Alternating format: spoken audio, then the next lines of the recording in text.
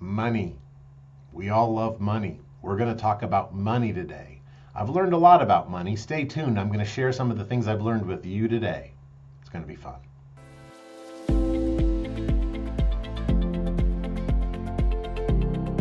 Hey. So money's the topic. I mean, shit, everybody wants to talk about and get a lot of money. Money brings freedom. It brings flexibility. It lets us do a lot more things than we can do if we didn't have money. And one of the things that I've been studying a lot is just that, money. I've read more books on money and I've had coaches about money because here's what I learned. It's called a money blueprint. And it's something that we develop when we're kids, like it happens from just life. And my money blueprint sucked. There's 3 ways that we really learn about money as kids. The first way is the things we hear about around money. And so, did your parents ever say, Johnny, we can't afford, or David, we can't afford that?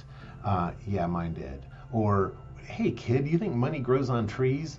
A lot of the introduction to money when I was a kid was about the idea of scarcity or lack of money. And that sucked because that created for me around money the idea of fear, and that it was something that we didn't have much of, and that was just not something you got. And so when you got it, you wanted to get stuff with it.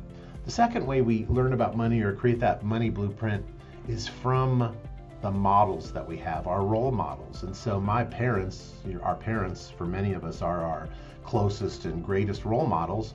And my dad was terrible with money.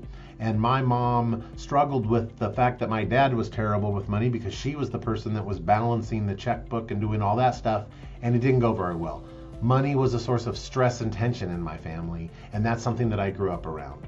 And then the third thing that goes on is around money is these certain specific incidents. Is there some big event that happens with money? Your family wins the lottery, and so that's a big deal, a positive thing with money, or, well, not for most lottery winners, but that's a positive thing. Or a traumatic event that caused a loss of a lot of money, or something that went wrong that cost a lot of money to repair or that you had to purchase, and your family wasn't able to or had to make serious sacrifices to do that.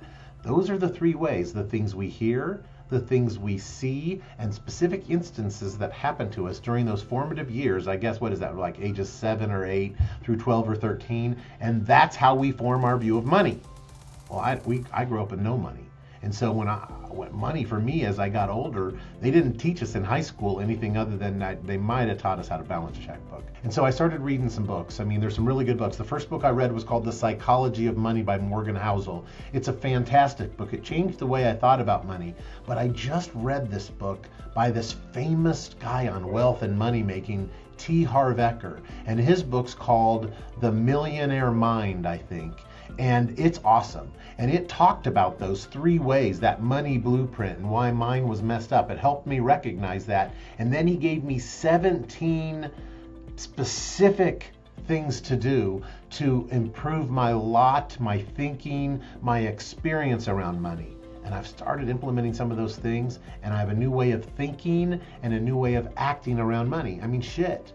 Most people think that money is designed to be spent, but money's designed to create more money in order that you can spend the money that it creates and never have to spend it. And so then you never have to worry about money.